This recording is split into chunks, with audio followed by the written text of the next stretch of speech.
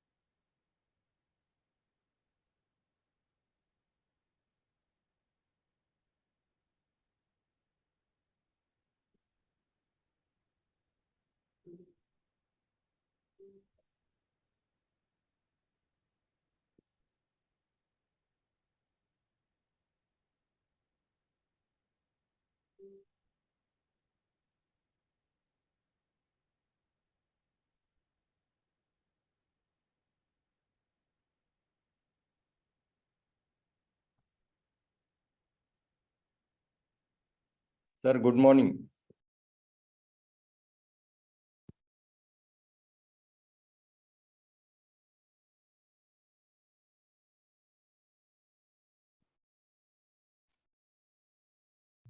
Good morning sir. Kuldeep sir, आवाज येतोय का?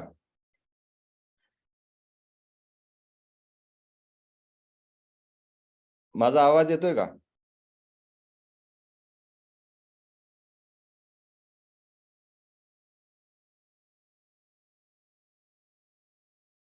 माझा आवाज येतोय का? कोणी जर आवाज येत असेल तर चॅट बॉक्स मध्ये यस टाईप करा.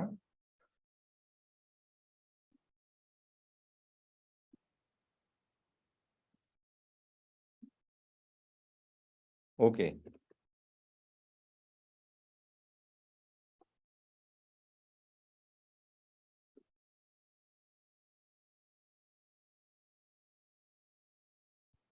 गुड. एक 2 मिनिटामध्ये आपण सेशन चालू करू. Lights of.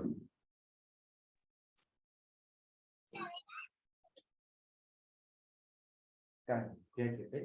हा, तेच.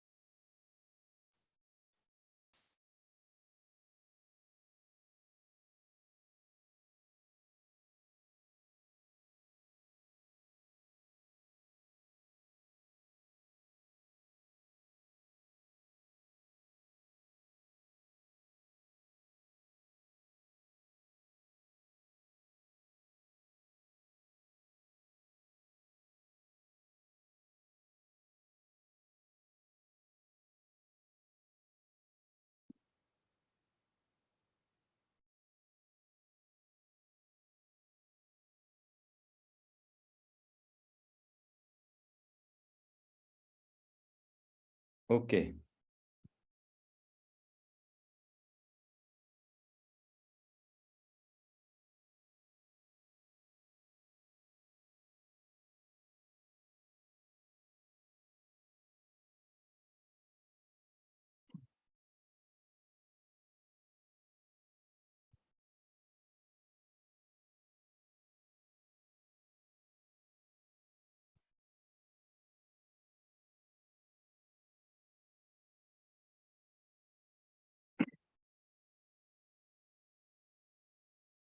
तो अब टाइम हुआ है. सिर्फ मैं I will go live on Facebook and start the session.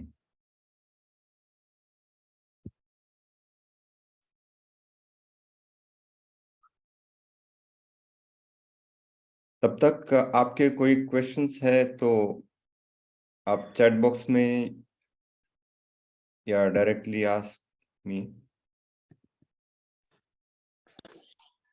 I recording. Yes ma'am. Good morning. Good morning. Good morning. Please ask. Okay, mute कर mic.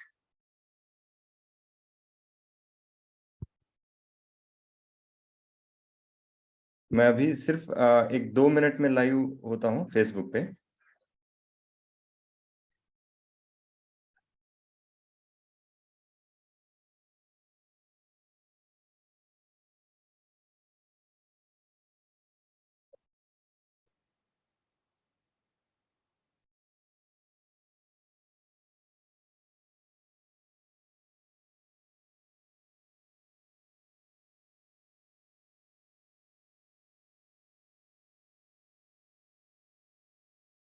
ओके.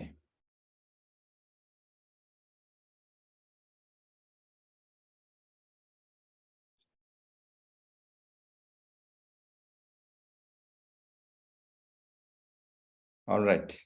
अभी हम फेसबुक पे भी लाइव है, जो लोग यहाँ पे अटेंड नहीं कर सकते वो फेसबुक पे भी कर सकते हैं।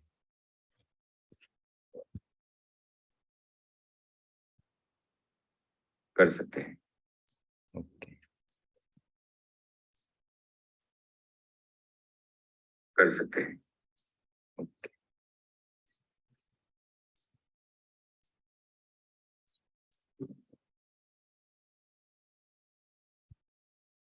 Coming back to our session.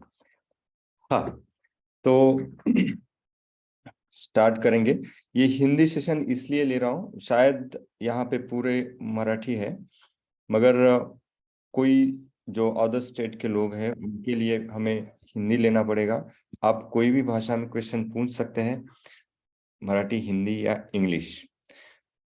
तो हमारा ये जो 21 डेज चैलेंज है, ये फर्स्ट सेशन है, लाइव सेशन है, और बहुत दिन बाद मैं लाइव आया हूँ, क्योंकि ऑफलाइन सेशंस चल रहे थे। तो अभी हम फिर से एक बार स्टार्ट करेंगे लाइव सेशन सीरीज। और आज का जो टॉपिक है, तो 21 डेज ये जो चैलेंज है, उसके लिए उसमें बहुत सारी डाउट्स है बहुत सारे पार्टिसिपेंट्स को। और क्योंकि ये कार्बोहाइड्रेट से रिलेटेड सेशन है, कार्बोहाइड्रेट से यानी शुगर से रिलेटेड, तो शुगर के बारे में हमें जानना चाहिए। हमारा एक ही मकसद है इस सेशन में, इस सेशन से क्या है कि हर कोई घर में एक न्यूट्रिशनिस्ट होना चाहिए, एजुकेट होना चाहिए अपने फूड के बारे में। जैसे कार हम चलाते हैं तो कार के बारे में, कार की जो फ्यूल कहाँ भरते हैं, सर्विसिंग कहाँ करते हैं, ये सब हमें पता होता है। और हमारे बॉडी के लिए वैसे ही हम क्या फूड खाते हैं, और फूड खाने से हमारे क्या फायदे होते हैं पर्टिकुलर फूड से, जैसे कि शुगर है, ऑयल है, और बाकी नमक या सॉल्ट है। तो ये सब कंसर्न है, शुगर, ऑयल, सॉल्ट। तो ये तीन चीजों में हम ज्यादा फोकस करते हैं। ये तीन जब चीजें जब हम कंट्रोल करेंगे तो हमारी सेहत हम कंट्रोल कर सकते हैं। अभी एक क्वेश्चन पूछा है सविता ने, जेव्हा मी चहा सोडते तेव्हा खूपच जास्त डोकं दुखतं, चहा सोडायचा आहे पण डोकेदुखी सहन होत नाही, त्यासाठी काय उपाय। अब ये पूछ रहे हैं कि जो चाय की आदत या लत उनको लग गई है, और वो छोड़ने के बाद या चाय नहीं पिया तो उनका सर दर्द होता है। ये आम बात है, क्योंकि चाय नहीं पीने के बाद सर दर्द होना, या कोई भी जो आदत लगती है, क्यों आदत लगती है उसका एक साइंटिफिक रीजन है। कोई भी जब एडिक्शन होता है, डोपामाइन एक ऐसा हमारा हार्मोन है जो फील गुड हार्मोन कहते हैं। तो फील गुड हार्मोन डोपामाइन है।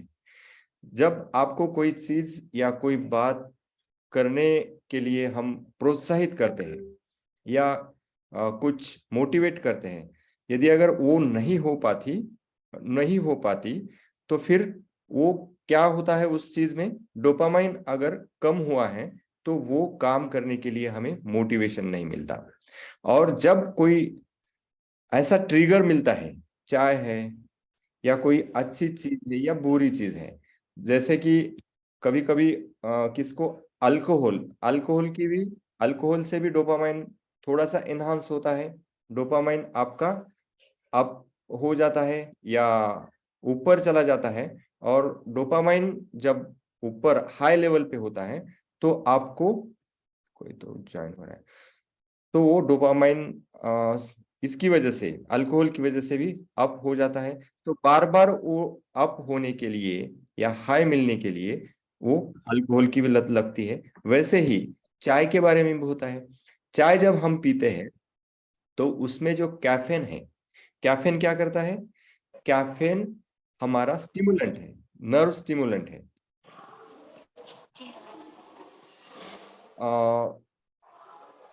डॉक्टर सरोज, मैम मैं आपको को होस्ट करता हूँ।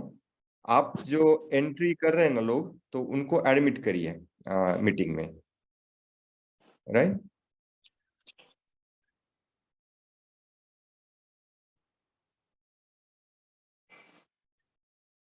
अभी कोई एंट्री करने के लिए आपको जब नोटिफिकेशन मिलेगा तो आप एंट्री कर सकते हैं उनको या एडमिट कर सकते हैं।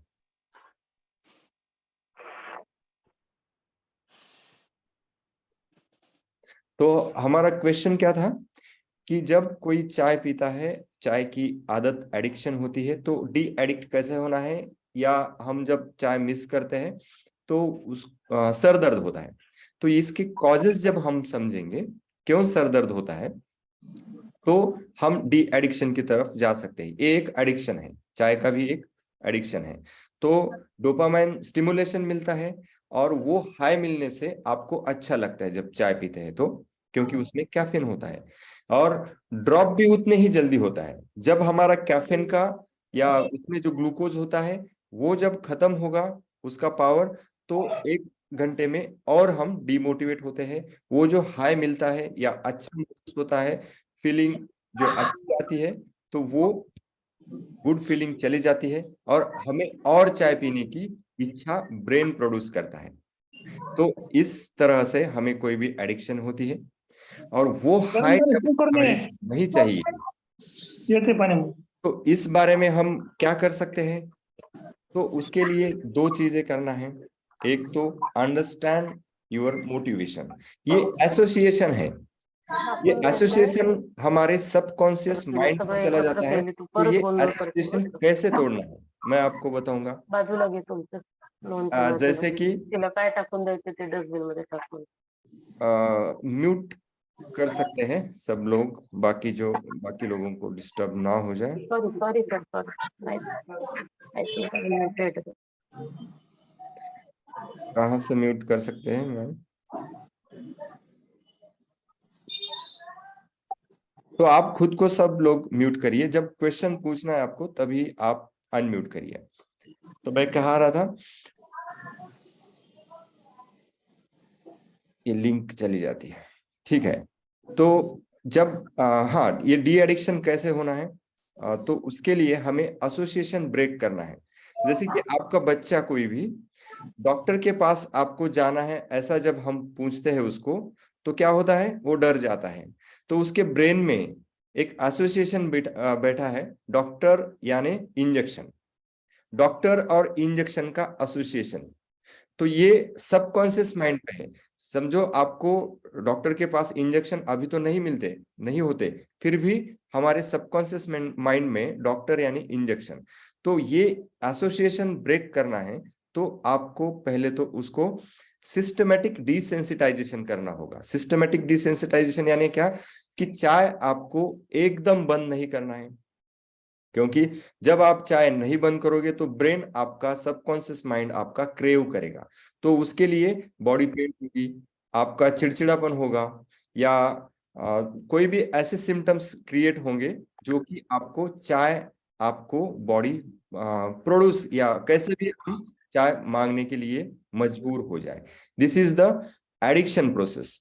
तो हमें डी एडिक्शन सिस्टमेटिक डिसेंसिटाइज करना है। चाय पहले 5 दिन 6 दिन क्या करो, सिर्फ हाफ कप ले लो, उसमें सिर्फ बाद में 5 6 दिन या वन वीक तक आप उसमें 2 टाइम करो। मगर उसको हाफ कप नहीं ले सकते तो 2 टाइम की यदि अगर आपको आदत है तो फिर 1 टाइम ले लो। ये ऐसे धीरे धीरे धीरे डोज टैपर करना है। कोई भी एडिक्शन के जो डोज है, कोई भी स्टेरॉइड के डोज होते हैं या एडिक्शन के डोज होते हैं, अल्कोहल के डोज होते हैं, उसको एकदम हम अचानक सा बंद करेंगे तो बॉडी में चेंजेस उतने रैपिडली नहीं सह पाएगी बॉडी, और वो पेन प्रोड्यूस करेगी, मेंटल इलनेस करेगी। आपका जो हेडेक है वो it is a mental illness, temporary mental illness है हेडेक। तो उसके लिए क्या करना है, बॉडी को या सबकॉन्शियस माइंड को हमें फुल बनाना आना चाहिए। लिटरली हमें फुल बनाना है उसको। तो क्या कर सकते हैं उसके लिए, हम चाय में सिर्फ जो कॉफी कॉफी रिप्लेस कर सकते हैं, चाय की जगह दूसरा कोई हेल्थ ड्रिंक ले सकते हैं, या फिर धीरे धीरे धीरे टैपर करना है। 1 कप का हाफ कप, हाफ कप का विदाउट शुगर और विदाउट शुगर का 1 दिन बंद। तो ऐसे 21 डेज जब हम करेंगे तो ये जो एडिक्शन है वो एडिक्शन हमारा कम होगा और सर दर्द भी नहीं होगा। ये था आपका क्वेश्चन।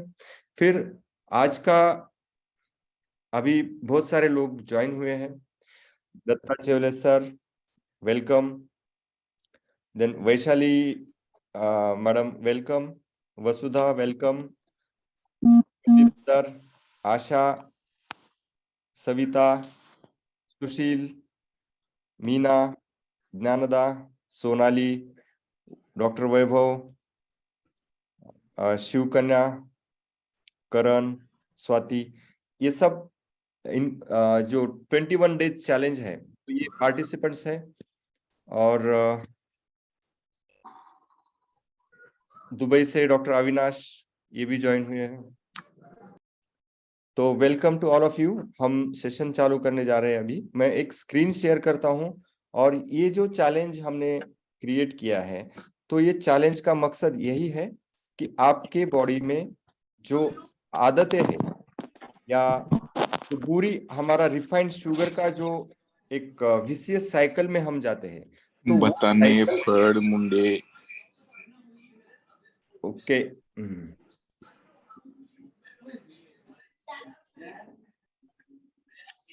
अदर स्टेट के लोग हैं, उनके लिए हमें बताने पड़ मुंडे।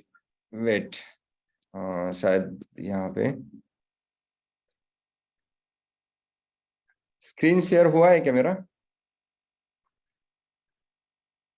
नहीं हुआ है अभी तक। Okay, I will try again.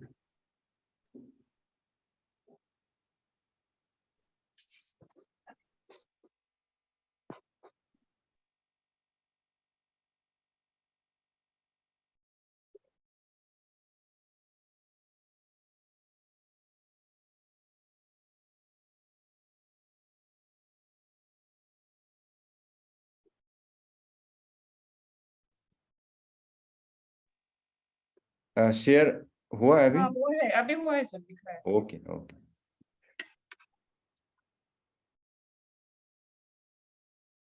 तो अभी आपके जो क्वेश्चंस है कि 21 डेज में हमें पोस्ट क्यों डालना है, इज इट कंपलसरी? हाँ, ये कंपलसरी है, क्योंकि जब कोई भी एक्शन हम लेते हैं, तो एक जब किसी को प्रेजेंट करते हैं किसी ग्रुप में या कम्युनिटी में, तो हम एक कमिटमेंट वहां पे देते हैं।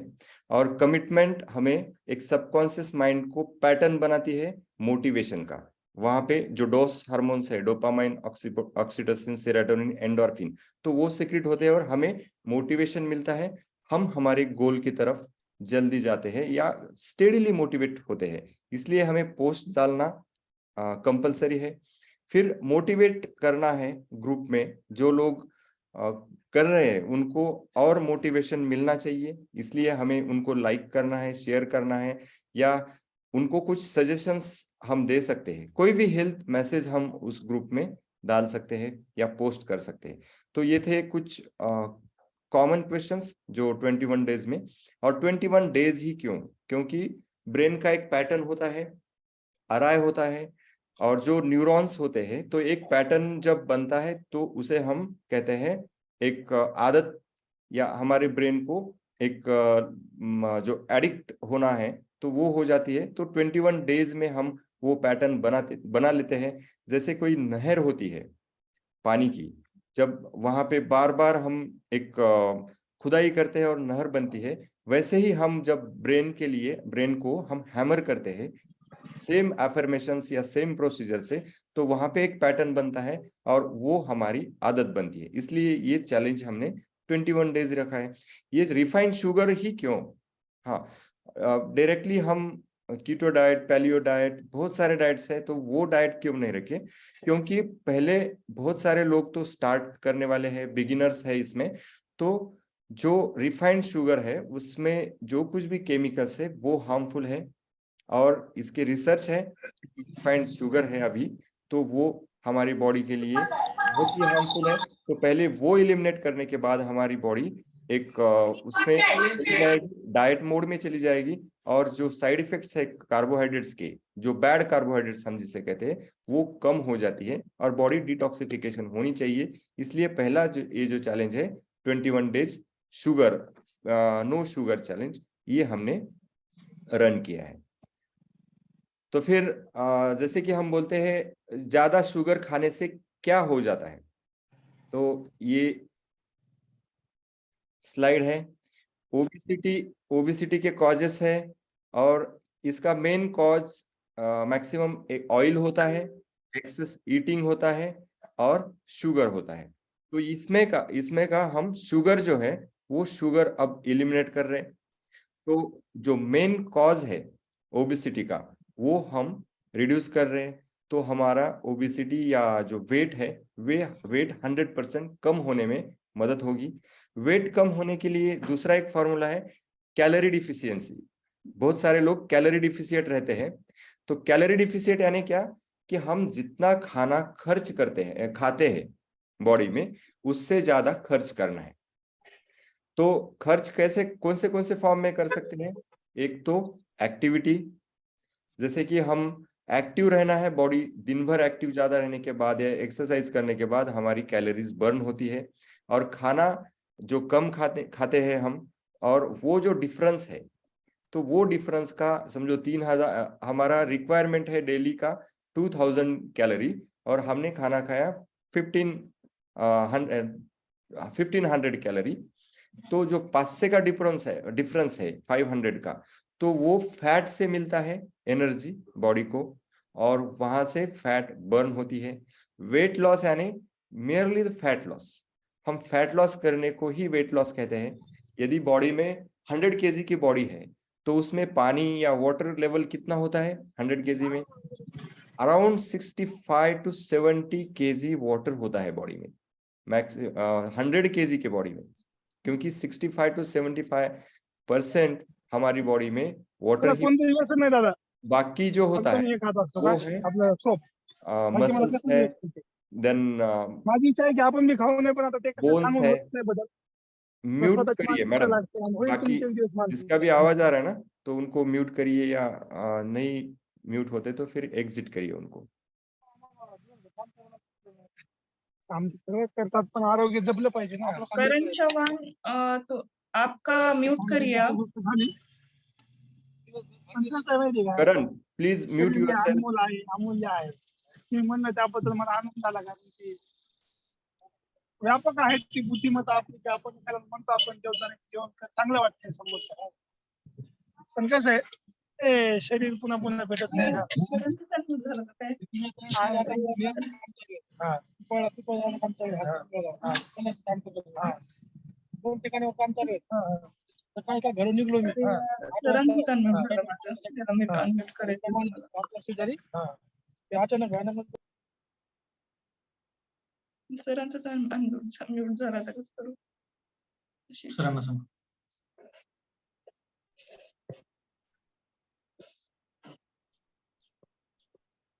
ओके,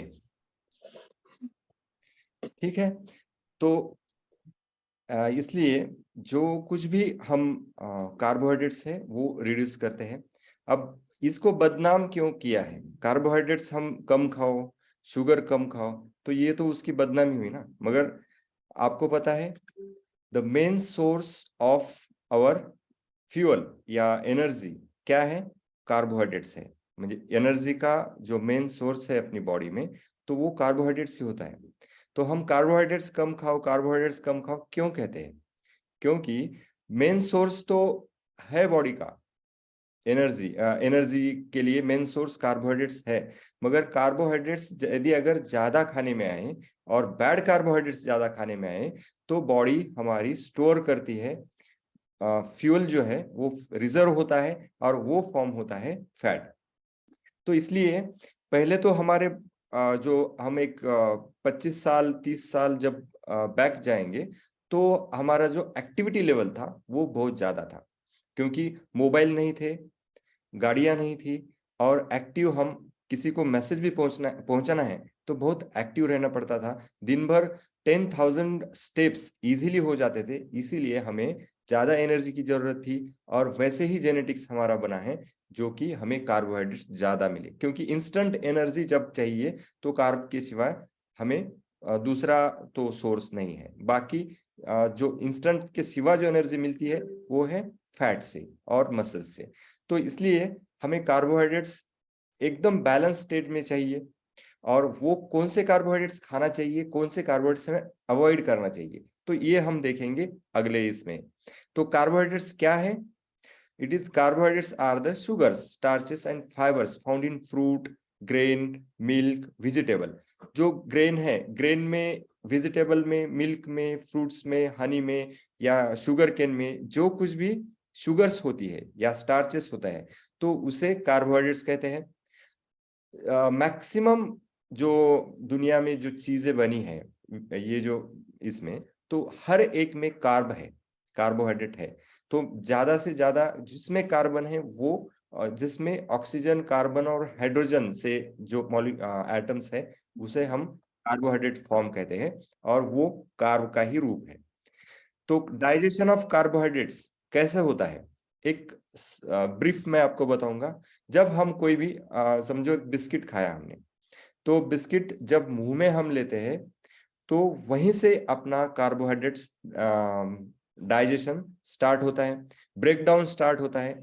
वो किसमें, पॉलीसेकेराइड जो होता है या ग्लूकोज होता है वो ब्रेक डाउन होना चालू हो जाता है, फिर स्टमक में आता है, सलाइवा ही कार्बोहाइड्रेट को ब्रेक करती है, और वहां पे जो बड़ी चेन होती है कार्ब्स की उसको छोटे चेन में ब्रेक किया जाता है एंजाइम की मदद से। फिर स्मॉल इंटेस्टाइन में चले जाते हैं, वहां पे भी और जो बड़ी छोटी चेन बनी है उसको और ब्रेक डाउन किया जाता है, और digestion of carbohydrates in completed form completed by the enzymes attached to the brush borders of the small intestine। small intestine में जो border है उसको villi कहते हैं, तो उसमें absorption होता है कार्बोहाइड्रेट्स का, और लार्ज इंटेस्टाइन में जो बचा हुआ फाइबर है तो वो लार्ज इंटेस्टाइन में चला जाता है। ऐसे मुंह से, यहाँ से जब हम खाना खाते हैं वहीं से कार्बोहाइड्रेट्स हमारा चालू हो जाता है ब्रेक डाउन, और वहीं से डाइजेशन स्टार्ट होता है। जैसे प्रोटीन, फैट हम यहाँ से स्टार्ट नहीं होता, इसलिए हमें 32 टाइम्स बाइट करना चाहिए हमारा बोलस, यहाँ से अच्छा सा हमें डाइजेशन मिले इसलिए। तो कार्बोहाइड्रेट्स का ये नॉर्मल सा डाइजेशन इस तरह से होता है। और कार्बोहाइड्रेट्स, गुड कार्ब्स और बैड कार्ब्स, इसका कुछ इंडेक्स होता है क्या, ये आपको क्वेश्चन हुआ होगा या आपको डाउट्स आए होंगे। तो अभी हम देखेंगे जीआई इंडेक्स ऑफ फूड। तो गुड कार्ब्स और बैड कार्ब्स, इसमें हमें डिफरेंस ये इंडेक्स से करने पता आता है। आपको भी मैं एक लिस्ट शेयर करूंगा लास्ट में, कि आपको समझ में आ जाएगा कि कौन से फूड में गुड कार्ब्स है और कौन से फूड में बैड कार्ब्स है। इसलिए ये इंडेक्स है। इंडेक्स क्या है? जीआई यानी ग्लाइसेमिक इंडेक्स। ग्लाइसेमिक इंडेक्स जितना हाई होगा उतना फूड का, ये क्या होता है, समझो हमने एप्पल खाया और यहाँ पे कोका कोला पिया, तो एप्पल में भी 99 कैलोरीज होंगे या 100 कैलोरीज है, और कोका कोला में भी 100 कैलोरीज है। कैलोरी सेम है, एनर्जी सेम है उसमें, मगर जब हम दोनों भी खाते हैं तो एक हेल्दी है और दूसरा अनहेल्दी। एक गुड कार्ब्स है, फ्रूट्स में भी फ्रुक्टोज ये कार्बोहाइड्रेट होता है, और कोका कोला में भी या जो ग्लूकोज है वो भी कार्बोहाइड्रेट होता है, माल्टोज, डेक्सट्रोज, ग्लूकोज इस फॉर्म में। तो दोनों जब खाते हैं तो सेम एनर्जी मिलती है जब हम एनर्जी की बात करें, मगर ग्लाइसेमिक इंडेक्स अलग अलग है। जब एप्पल खाते हैं तो एप्पल का ग्लाइसेमिक इंडेक्स 40 to 50 के बीच में है।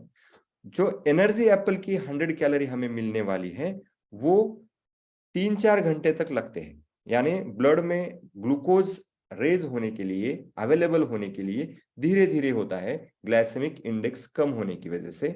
और कोका कोला या कुछ भी जब हम जूस पीते हैं, ड्रिंक पीते हैं जो मीठी होती है, उसमें शक्कर होती है, तो उसका ग्लाइसेमिक इंडेक्स यदि अगर 80-90 है तो वो 5-10 मिनट में ही हमारे ब्लड में जो ग्लूकोज है वो अवेलेबल होता है। अब दो कंडीशंस है, दोनों भी खाने के बाद एक्स ने एप्पल खाया और वाई ने कोका कोला पिया, तो वाई को ग्लूकोज जो है वो 100% ग्लूकोज 10 मिनट में उसके बॉडी में या खून में चला जाएगा, और एक्स को 3 घंटे लगेंगे।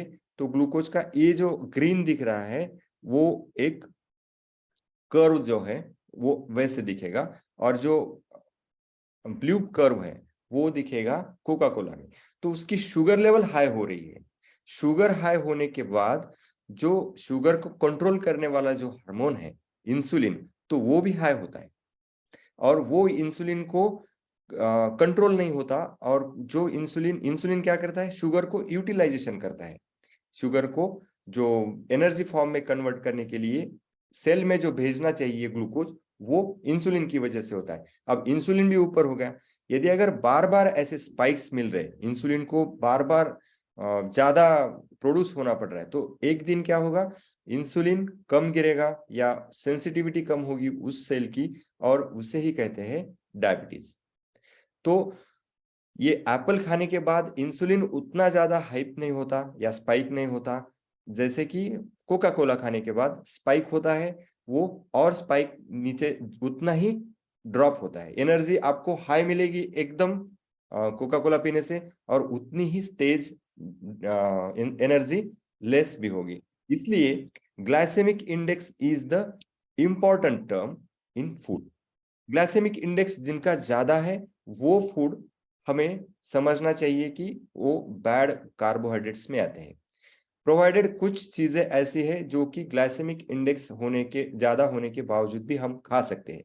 तो अभी आपको ये पता चला कि एक लिस्ट मैं दे दूंगा आपको आखिरी में या ग्रुप में डाल दूंगा, जिनके ग्लाइसेमिक इंडेक्स ज्यादा है, that those are the bad sugars, और जिनका ग्लाइसेमिक इंडेक्स कम है, जो कार्ब्स के बारे में हम सोचते हैं, तो these are the good carbs या गुड शुगर्स। तो अभी ये क्लियर हुआ आपको? यदि अगर क्लियर हुआ है तो हमें चैट बॉक्स में यस या क्लियर, तो मुझे अगली स्लाइड पे हम कंटिन्यू करेंगे। टाइप करिए यस यदि अगर क्लियर, या आपका डाउट है इस बारे में तो आप कोई भी डाउट पूछ सकते हैं।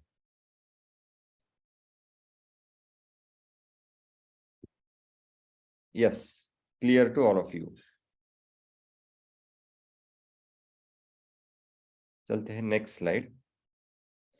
हाँ, अभी मैंने जो बताया था आपको, ग्लाइसेमिक इंडेक्स जिनका ज्यादा है, और वो चीजें जो है वो बैड कार्ब्स में आते हैं, मगर कुछ ऐसे फूड हैं जिनका ग्लाइसेमिक इंडेक्स तो ज्यादा है मगर उनका ग्लाइसेमिक लोड, ये एक टर्म आपको पता होनी चाहिए कार्बोहाइड्रेट्स के बारे में। ग्लाइसेमिक लोड और ग्लाइसेमिक इंडेक्स, ये दो कंसेप्ट्स हैं। ग्लाइसेमिक इंडेक्स आपको पता चला कि आप जब फूड खाते हैं तो कितनी देर में, कितने टाइम में आपको वो शुगर अवेलेबल होती है ब्लड में। और ग्लाइसेमिक लोड क्या होता है, एक सर्विंग में, समझो हमने यहाँ पे एक एग्जांपल के तौर पे लेते हैं हम। अब दो चीजें हैं यहाँ पे, आपको दिख रही होंगी, एक है वाटरमेलन और दूसरा है चॉकलेट। चॉकलेट है 40 ग्राम का, और वाटरमेलन भी एक 40 ग्राम के अराउंड हमने लिया है। तो इसमें चॉकलेट का ग्लाइसेमिक इंडेक्स है 62, क्योंकि उसमें थोड़ा फैट भी होता है, इसलिए ग्लाइसेमिक इंडेक्स चॉकलेट का 62 तक है ये। और दूसरा है ग्लाइसेमिक इंडेक्स जो वाटरमेलन का है वो है 80। तो हमारी जो टर्मिनोलॉजी है ग्लाइसेमिक इंडेक्स, उसमें ये बैठता नहीं है, क्योंकि 62 ज्यादा है मगर उतना भी नहीं है, मीडियम ग्लाइसेमिक इंडेक्स में आता है, और 80 हाई ग्लाइसेमिक इंडेक्स में आता है। तो हमें समझना चाहिए कि watermelon is more dangerous than chocolate. तो वैसे नहीं है, उसमें दूसरी एक टर्म ऐड करनी चाहिए हमें, ग्लाइसेमिक लोड। तो ग्लाइसेमिक लोड क्या होता है, उसमें शुगर प्रेजेंट कितनी है। यदि अगर कोका कोला है, कोका कोला में 100 ग्राम शुगर है, और दूसरा एप्पल है, एप्पल में शुगर कितनी है, एप्पल में यदि अगर शुगर कम है, और कोका कोला में शुगर ही कम है, समझो 5 ग्राम शुगर है, और एप्पल में शुगर हमारे जो है 20 ग्राम शुगर है, तो ग्लाइसेमिक इंडेक्स कम होने के बाद भी हम कोका कोला की शुगर जो है वो लोड कम है, तो इस मामले में कोका कोला हम पी सकते हैं। मगर कोका कोला में तो शुगर ज्यादा होती है, इसलिए glycaemic index and glycaemic load जिनका ज्यादा है उनको हमें शुगर जो है बैड शुगर कहना चाहिए। अब इस मामले में क्या होता है, जो शुगर होती है वाटरमेलन में, यदि अगर 80 है उनका ग्लाइसेमिक इंडेक्स हाई है, मगर हम 100 ग्राम जब 100 ग्राम एक सर्विंग का जो वाटरमेलन होता है वो खाया, तो उससे शुगर मिलती है सिर्फ 6 या 7-8 ग्राम मिलती है। तो वो स्पाइक ही हो रहा है, उसमें इतना डायल्यूट शुगर है कि उसकी शुगर लोड बहुत कम होती है, इसलिए हमें ग्लाइसेमिक इंडेक्स ज्यादा रहने के बाद भी हम ये वाटरमेलन खा सकते हैं। ये हो गया हमारा ग्लाइसेमिक लोड और ग्लाइसेमिक इंडेक्स। तो इससे क्या पता चलता है, ग्लाइसेमिक लोड और ग्लाइसेमिक इंडेक्स दोनों का ज्यादा है तो वो बैड शुगर कहना चाहिए। अब क्लियर हो गया ये। अब ये जो लिस्ट है ग्लाइसेमिक इंडेक्स की है, तो ये इसमें ज्यादा टाइम हम नहीं लेंगे। तो सिर्फ जो ये फ्रूट्स है, फ्रूट्स में पाइनएप्पल, वाटरमेलन, ये ग्लाइसेमिक इंडेक्स ज्यादा है मगर इनका जो लोड है वो कम है, इसलिए वो हेल्दी में आते हैं। बाद में वेजिटेबल्स है, तो कॉर्न, अभी कॉर्न शुगर और कॉर्न सायरम, इनका ग्लाइसेमिक इंडेक्स ज्यादा होता है 50 के आगे, इसलिए वेजिटेबल्स में कॉर्न्स हमें मॉडरेट लेवल पे रखना चाहिए, खाना ही नहीं चाहिए ऐसा नहीं है, मगर मॉडरेट लेवल पे रखना चाहिए। स्वीटनर्स के सब ग्लाइसेमिक इंडेक्स ज्यादा होते हैं, जो स्वीटनर्स है तो ये अवॉइड करने चाहिए, सिरप्स वगैरह जो है। देन बटर है, मिल्क है, स्किम्ड मिल्क है, तो इनका ग्लाइसेमिक इंडेक्स कम है, तो ये मॉडरेट लेवल पे हम ले सकते हैं। बाद में स्नैक्स में जो सबसे ज्यादा ग्लाइसेमिक इंडेक्स है पॉपकॉर्न्स, जब हम मूवी वगैरह देखते हैं तो इजीली पॉपकॉर्न खाते हैं, तो उसका ग्लाइसेमिक इंडेक्स, क्योंकि अभी अभी हमने बताया कौन से मिलते हैं ना पॉपकॉर्न्स, तो वो ग्लाइसेमिक इंडेक्स ज्यादा होता है, तो वो भी मॉडरेट लेवल पे आते हैं, उनको नहीं खाना चाहिए। या फ्रूट्स रोल अप्स या फ्रूट की कोई भी जो रिफाइंड है, आइसक्रीम होगी या कुछ भी, तो उसका ग्लाइसेमिक इंडेक्स और ग्लाइसेमिक लोड भी ज्यादा होता है, इसलिए वो बैड शुगर्स है। सीरियल्स में कुछ जो प्रोसेस करते हैं किसी भी चीज पे या फूड पे, हम प्रोसेस करने के बाद उसका ग्लाइसेमिक इंडेक्स बढ़ता है, इसलिए वो चीजें हमें अवॉइड करनी चाहिए। तो मॉडरेट जो है लो ग्लाइसेमिक इंडेक्स 55 तक, जहां अभी आपको जो कैन है, कोई भी आपका फूड पैक्ड फूड है, तो उस पे ग्लाइसेमिक इंडेक्स हमें चेक करना चाहिए और उस फूड का बाद में ही उसको कंज्यूम करना चाहिए। जो glycaemic index low glycaemic index food है उसको हम ज्यादा खाने में रख सकते हैं। अभी हमारे डाइट के लिए जो good carbs and bad carbs, हम जो टर्मिनोलॉजी है वो क्या कर सकते हैं, यहाँ पे गुड कार्ब्स कौन से हैं, आपको अभी पता चला है कि ग्लाइसेमिक इंडेक्स जिनका ज्यादा है वो बैड कार्ब्स है, ग्लाइसेमिक लोड और ग्लाइसेमिक इंडेक्स, और जिनका ग्लाइसेमिक इंडेक्स कम है तो उनको हमें कंज्यूम करना चाहिए। तो ये गुड शुगर्स में आते हैं, गुड कार्ब्स में वेजिटेबल्स, ऑल ऑफ देम। जो वेजिटेबल्स है वो सब ग्लाइसेमिक इंडेक्स उनका कम रहने से गुड कार्ब्स में है। आपको क्या होल फ्रूट्स है, एप्पल, बनाना, स्ट्रॉबेरी, ये भी गुड कार्ब्स है। लेगुम्स है, लेंटिल्स है, किडनी बीन्स, पीज, नट्स में सब ले सकते हैं। रादर देन आपको ग्लाइसेमिक इंडेक्स डेट्स का थोड़ा सा ज्यादा होता है, मगर मॉडरेट इसमें आप खा सकते हैं। सीड्स में चिया सीड्स, पंपकिन सीड्स, सब सीड्स जो है, छोटे सीड्स जो है, सिसेम सीड्स, इनका ग्लाइसेमिक इंडेक्स कम है। होल ग्रेन्स में भी आपको ग्लाइसेमिक इंडेक्स कम होने की वजह से आप ले सकते हैं। अब बैड शुगर्स क्या खाना चाहिए, इससे आपको पता होना चाहिए क्या नहीं खाना चाहिए, उसके ऊपर हम देखेंगे अभी। शुगर ड्रिंक्स, शुगरी ड्रिंक्स, कोई सब शुगरी ड्रिंक्स अभी जो है वो अवॉइड करना है। कोका कोला, पेप्सी, वो ये जो विटामिन वाटर्स वगैरह जो होते हैं, तो वो भी, उसमें भी शुगर ही होती है। सर्जरी ड्रिंक्स या एनर्जी ड्रिंक्स है, unhealthy things you can put into your body. कोई भी अनहेल्दी ड्रिंक्स जो है जिसमें कि रिफाइंड शुगर है, और रिफाइंड शुगर के बहुत सारे नाम है, माल्ट्रोज, डेक्सट्रोज, डेक्स्ट्रोमाल्ट्रोज, तो ये जब नाम आते हैं उस पे कैन पे, तो उसको अवॉइड करना चाहिए। फ्रूट जूसेस भी, हम जब रास्ते पे दिखता है मुझे कि संतरा जूस वगैरह होता है, तो उसमें भी बहुत सारी शुगर डाली जाती है डायरेक्टली। तो अभी यदि अगर आप डाइट पे है तो वो भी अनहेल्दी शुगर है, ताकि उसमें रिफाइन किया होता है, उसमें शुगर डाली होती है, इसलिए फ्रूट जूसेस नहीं पीने चाहिए। और वाइट ब्रेड है, मैदे के जितने भी पदार्थ है उसमें भी सब ज्यादा रिफाइन करने की वजह से उसका भी ग्लाइसेमिक इंडेक्स बढ़ जाता है, और वो भी नहीं खानी चाहिए। पेस्ट्रीज, कुकीज, केक्स, ये कैंडीज, पेस्ट्रीज, कुकीज, चॉकलेट्स जो है वो सब ग्लाइसेमिक इंडेक्स उनका ज्यादा होता है, तो वो भी अवॉइड करने चाहिए। और गुड़ जो सोर्स है कार्बोहाइड्रेट्स का, तो वो सोर्स हमें देखना चाहिए। तो ये था हमारे एक छोटा सा मेरा प्रेजेंटेशन कार्बोहाइड्रेट्स के बारे में। तो आप मुझे कोई भी आपका एक्सपीरियंस है जो अभी आप 21 डेज चैलेंज में एक्सपीरियंस कर रहे हैं, 3rd डे ही है, मगर कोई डॉक्टर ने मुझे बहुत सारे मैसेज भी डाले थे उसमें कि उनका वेट, डॉक्टर इरशाद है क्या यहाँ पे, तो 78 था उनका वेट स्टार्ट करने से, और आज उनका वेट 76 हुआ है। 2 दिन में 2 kg वेट लॉस हुआ है। अब मैं नहीं मानता ये पूरा वेट फैट लॉस है, उसमें जो हम कार्ब बंद करने या कार्ब अवॉइड करने के बाद शुगर क्या हो जाती है, शुगर जब कट डाउन करते हैं तो बॉडी का जो वाटर होल्डिंग कैपेसिटी है, पानी खींचती है बॉडी, तो वो कम होता है। तो वाटर भी उसमें कम हुआ है, ड्रॉप हुआ है, और उनको हल्का महसूस हो रहा है, उनको लाइट वेट महसूस हो रहा है। तो वाटर लेवल भी, एक्सेस वाटर होल्ड करता है शुगर। तो और पर्टिकुलरली जो रिफाइंड शुगर्स होती है, जो हम बैड शुगर्स जिसे कहते हैं, तो वो भी हम अवॉइड करने की वजह से वेट लॉस दिखता है। तो और कोई चैलेंजेस है यहाँ पे जो कि एक्सपीरियंस आपका 2 दिन का या 3 दिन का आप बताना चाहेंगे?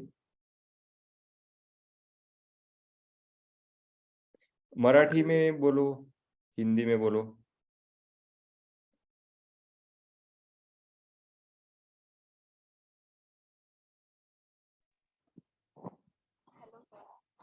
अनम्यूट करिए और बोल हॅलो सकते हैं। सर, मी करण चव्हाण बोलतोय. हाँ, सर मला असं म्हणजे आतापर्यंत मी कधी चाय सोडला नव्हता. 2 दिवसापासून मी चॅलेंज बद्दल माहिती झाली, 21 दिवसाचं चॅलेंज म्हणून. तर तेव्हापासून मी आवर्जून चाय असं टाळत आहे. तर मला एवढा आनंद होत आहे सर, खूप आनंद होत आहे. मला खूप दिवसापासून चाय प्यायचं नव्हतं, आणि साखरेमुळे वजन वाढतं म्हणून असं म्हणजे माहिती होतं. पण ते काही चाय काही सुटत नव्हतं. पण आपल्या 21 दिवसाच्या चॅलेंजमुळे मी पूर्णपणे चाय सोडू शकतो, हे मला असं म्हणजे विश्वास झाला आहे सर. Good good good. त्याबद्दल सर मी आपल्या मनस्वी धन्यवाद व्यक्त करतो सर. Thank you. अब 21 डेज कंटिन्यू करना है करण? हो सर. ओके, और कोई है?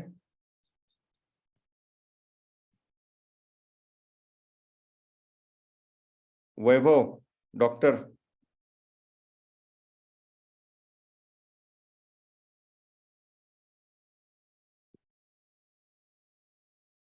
ओके, तो किसी को डाउट नहीं है? हाँ हाँ,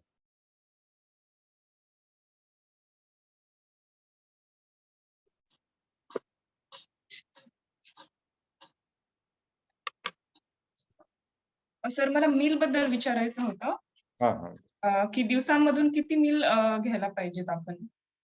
डिपेंड आहे, म्हणजे किती मील याच्यापेक्षा तुमचं किती कॅलरीज तुम्ही घेताय, कारण मील तर 3 मील हे सुद्धा बेस्ट आहे, कारण याच्यावर खूप मतमतांतर आहेत. सिंगल किंग साइज मील पण घेतात, 1 मील, 2 मील, 3 मील आणि 6 मील स्ट्रॅटेजीज असतात. तर त्याच्यापैकी तुम्हाला कुठली सूट होते तर ती स्ट्रॅटेजी घेऊ शकतात. फ्रिक्वेंट थोडं थोडं खाल्ल्यानंतर तुमच्या बॉडीला पूर्ण म्हणजे न्यूट्रिएंट्स सप्लाय होतात, किंवा तुम्हाला काही म्हणजे प्रत्येकाचे जेनेटिक स्ट्रक्चर अलग असल्यामुळं तुम्हाला जे मील सूट होतं तुम्ही तिन्ही ट्राय करू शकता. 2 मील, 3 मील आणि 6 मील स्ट्रॅटेजी. तुमचं गोल कसं आहे त्याच्यावर डिपेंड करतं. काही वेट वाढण्यासाठी आपण जास्त मील घेतो, वेट कमी होण्यासाठी 2 to 3 मील्स आर सफिशियंट. माझा एक्सपिरियन्स आहे की मॅक्सिमम आपल्या इंडियन लोकांना 2-3 मील्सची सवय असते. ब्रेकफास्ट, लंच आणि डिनर. तर हे 3 मील हे बेस्ट फॉर्म्युला आहे.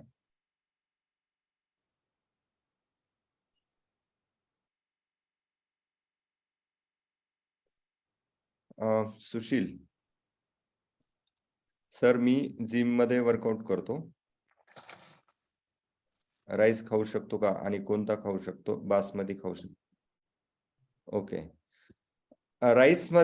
राईसचा ग्लायसेमिक इंडेक्स अराउंड 70च्या आसपास असतो. व्हाईट राईसचा ग्लायसेमिक इंडेक्स दोन्ही राईसचे सेम आहेत, म्हणजे व्हाईट आणि ब्राऊन राईसचे, पण ग्लायसेमिक लोड कमी जास्त असतो. ब्राऊन राईसचा ग्लायसेमिक लोड हा कमी आहे. त्यामुळे ब्राऊन राईस तुम्ही ज्यावेळेस जिम वर्कआउट करता, बॉडी बिल्डिंग करता, त्यावेळेस राईस हा खूप आवश्यक असतो, राईस खाणे. कारण तुमचं मसल ग्रोथ होण्यासाठी आपण जे कार्बोहायड्रेट लोडिंग ऑफ कार्बोहायड्रेट्स याला म्हणतात कार्ब लोडिंग. कारण वेट तुम्हाला जास्त घेण्यासाठी कार्ब लोड करायला लागतं. फक्त तुम्ही प्रोटीन आणि बाकी जर घेत असाल तर मसल एक्सपांड होतात, परंतु स्ट्रेंथ बिल्डअप होत नसल्यामुळं तुमचा कार्ब लोड मध्ये मध्ये करणं खूप गरजेचं असतं. तर तुम्ही ब्राऊन राईस आणि बासमती राईस दोन्ही राईसचे ग्लायसेमिक लोड सुद्धा सेम आहेत.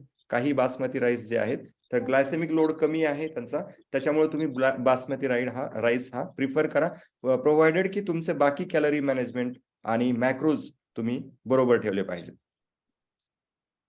हा, ह्या चॅलेंज मध्ये तुम्ही खाऊ शकता ना राईस, म्हणजे अवॉइड नाहीये. राईस तुम्ही खाऊ शकता, ते कॉम्प्लेक्स कार्ब्स मध्येच येतो. हा दत्ता बोला. हॅलो सर, हा. मला एक अनुभव सांगायचा होता माझा. Okay okay. हा मी 2019 ते 2021 पर्यंत 2-3 वर्ष लगातार मी रोज 1 ते 1.5 लिटर थम्सअप पित होतो. एवढं ऍडिक्टेड झालतो मी, ते तुम्हाला सांगितलेलंच आहे, पण सगळ्याच्या माहितीसाठी सांगतो. बाकीच्यांना मला कमरेचा त्रास होऊ लागला आणि पायाला मुंग्या वगैरे येऊ लागल्या. पण ज्यावेळेस मी तुमच्याकडून ऑक्टोबरला 2021 ला आपण डाएट प्लॅन घेतला, त्याच्यानंतर आतापर्यंत माझी कंटिन्यू डाएट चालू आहे आणि व्यायाम पण चालू आहे. तर माझा पूर्ण कमरेचा त्रास आणि पायाच्या मुंग्या येणं वगैरे सगळं कमी झालंय. आणि एकदम असं थम्सअप जर पेलं नाही तर असं मला असं चलबिचल होत होतं मला. बरोबर. म्हणजे मानसिक स्थिती अशी बरोबर राहत नव्हती माझी. ते आता एकदम ओके झालंय. आता कंटिन्यू माझी डाएट चालू आहे, आता जवळपास 1 वर्ष झालं. हा दत्ता माझा भाऊच आहे. कारण त्याचा थम्सअपची म्हणजे ऍडिक्शनच होतं, वेट वाढलेलं होतं आणि बरंच काही म्हणजे हार्मोनल इम्बॅलन्स पण, पाठीचा त्रास होता. माझं जवळपास 82-83 किलो वजन होतं. आता 1 वर्ष झालं मी कंटिन्यू 68-70 चालू आहे माझ्या डाएट मध्ये. आता व्यवस्थित व्यायाम वगैरे चालू आहे.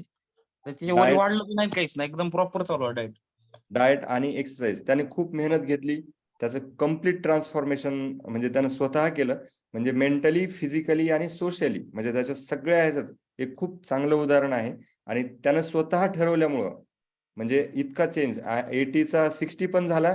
आणि म्हणजे बिफोर आफ्टरचे जर तुम्ही फोटो पाहिले तर म्हणजे ओळखू येणार नाही. बऱ्याच जणांना म्हणजे आमच्या पाहुण्यांमध्ये सुद्धा त्याला ओळखणं सुद्धा नाही, इतकं त्याने स्वतःमध्ये ट्रान्सफॉर्मेशन केलं.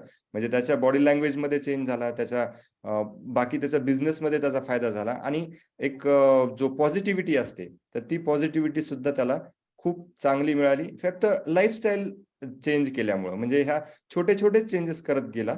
म्हणजे त्याला काही खूप मोठी इक्विप्ड जिम होती किंवा तिथं सगळ्या गोष्टी अवेलेबल होत्या असं नाही. त्याने ज्या गोष्टी घरच्या आहेत त्याच्यातूनच त्याने हे करत गेला. आणि त्याचं अभिनंदन तुझं. आणि असं शेअर केल्यामुळे बाकीच्यांना पण तुम्हाला माहिती. आज ते जे होता थम्सअप विषय वगैरे, कोल्ड ड्रिंक्स वगैरे विषय होता, त्यामुळे बोललो मी. राईट. तुझं थम्सअप खूप जास्त होतं. शीतल, तुम्ही हँड रेज केलाय, बोलायचंय?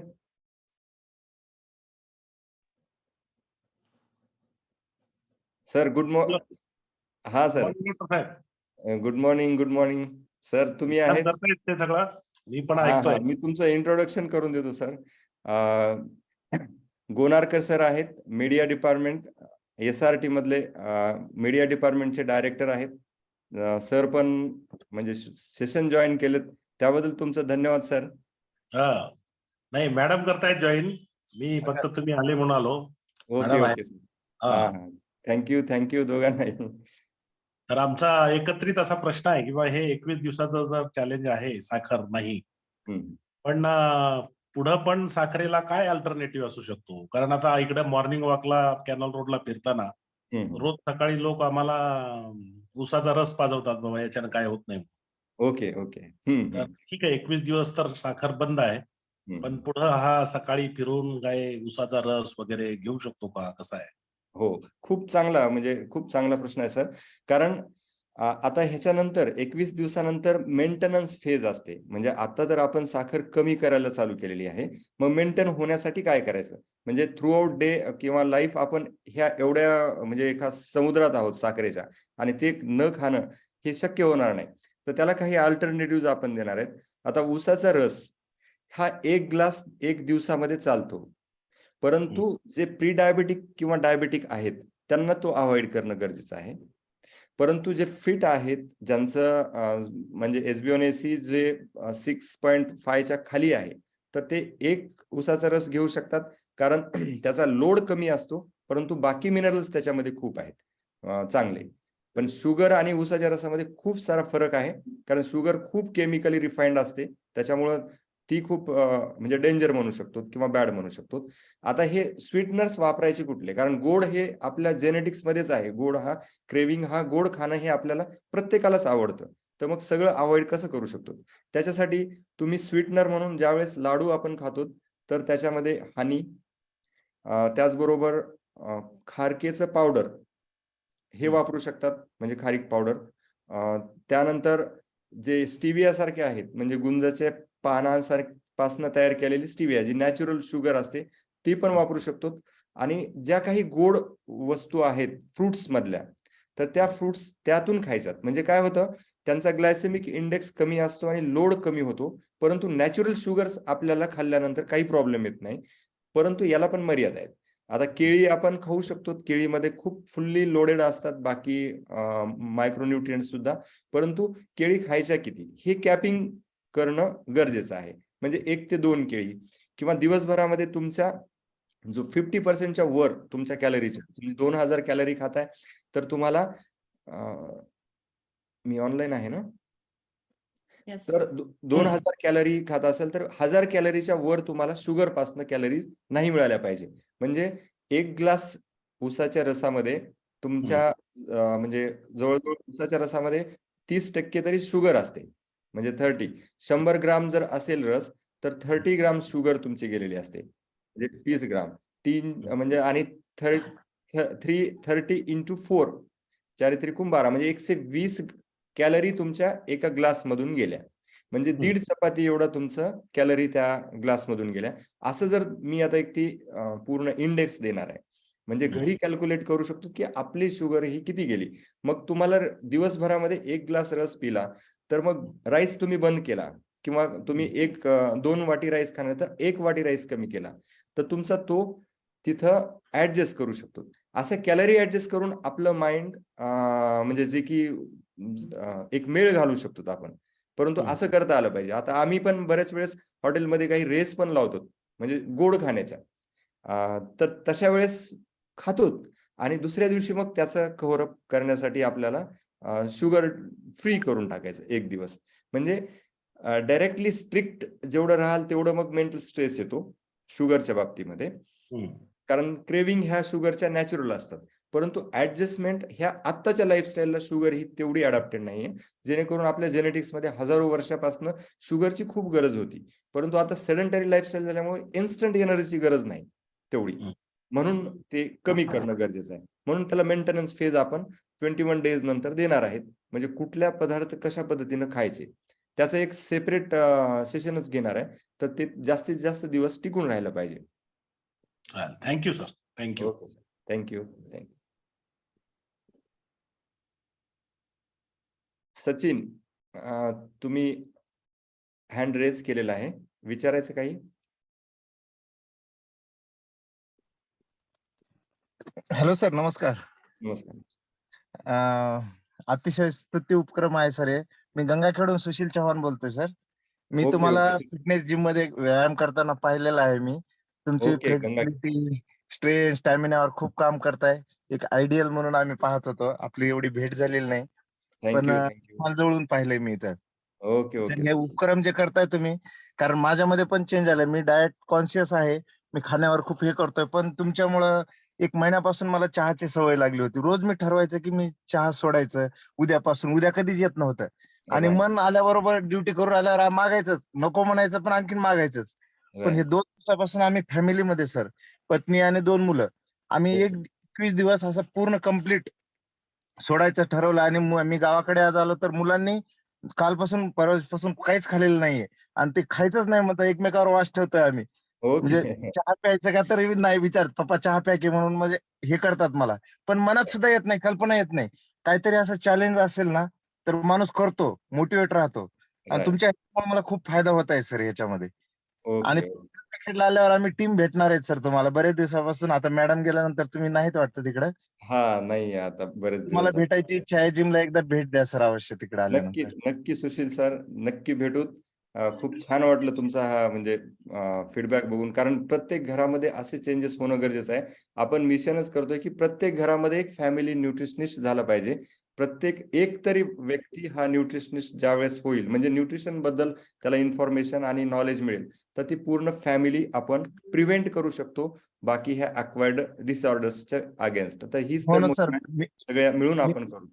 मी आता डाएटचं मोजून कॅलरी काउंट करून खातो. तर मुलांना आता लहानपणापासूनच एवढा अभ्यास झालाय की अंडी खाल्ल्यानंतर किती कॅलरी, फॅट किती भेटतो हे त्यांना आपोआपच कळायला लागलं.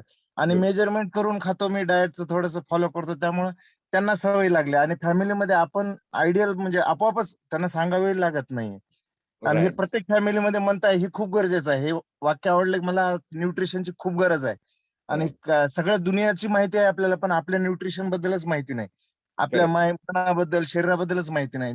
एज्युकेशन हे शाळेतूनच द्यायला. मी एक शिक्षक आहे, पण मी शाळेतूनच हे थोडंसं देण्याचा प्रयत्न करतो मुलांना. गुड. खूप खाण्याविषयी चांगलं. येतं. आणि खूप सर खूप मुलांना म्हणजे गूळ वगैरे काही म्हणजे देऊ शकतो का अल्टरनेटिव्ह त्याचं? मुलांसाठी शुगर म्हणजे एकदम बॅन करण्याची गरज नाही. म्हणजे गूळ चालतो, हनी चालतं, खारीक त्यांना जे काही गोड किशमिश आहे तर त्याचे लाडू चालतात, म्हणजे स्वीट्स याचे. आणि त्याला बेस जो आहे तो हनी आणि डिंक याचा बेस बनवून तुम्ही ड्राय फ्रूटचे लाडू देऊ शकता. आणि क्वचित गूळ पण चालतो. गूळ हां, हां. ऍक्च्युअल जे डाएटवर आहेत त्यांना गूळ चालत नाही, परंतु जे नॉर्मल ह्याच्यामध्ये आहेत रुटीन मध्ये आणि हां, त्यांचं हां. वेट कंट्रोल मध्ये आहे, तर ते गुळ खाऊ शकतात. ज्यांचं शुगर HbA1c 5च्या खाली आहे, तर हां, ते हां. घेऊ शकता एक अल्टरनेटिव्ह.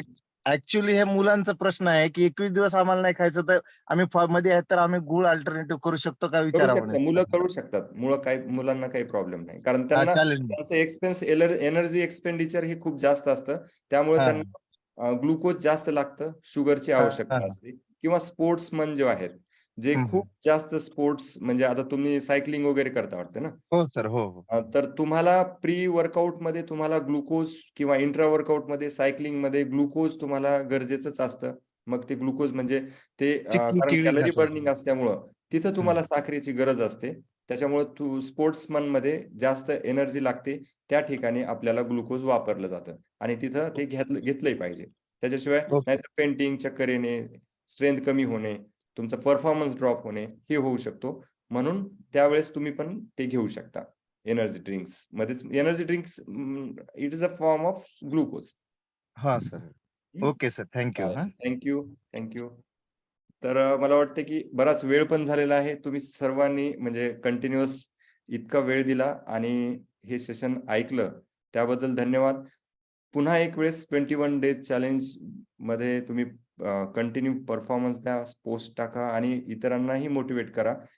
परत एक वेळेस आपण नेक्स्ट संडेला भेटू आणि त्यावेळेस तुमचे फीडबॅक चांगले आले पाहिजेत. वेट कमी झालं पाहिजे, ज्यांचं कमी आहे त्यांचं वाढलं पाहिजे आणि आपण सर्वांनी मिळून आपली फॅमिली आणि आपण स्वतः फिट राहिलं पाहिजे. Stay fit, stay healthy. Thank you all of you. Me sign of होतोय. Thank you sir. Thank you. Thank you, sir. Thank you. Thank you. Sir.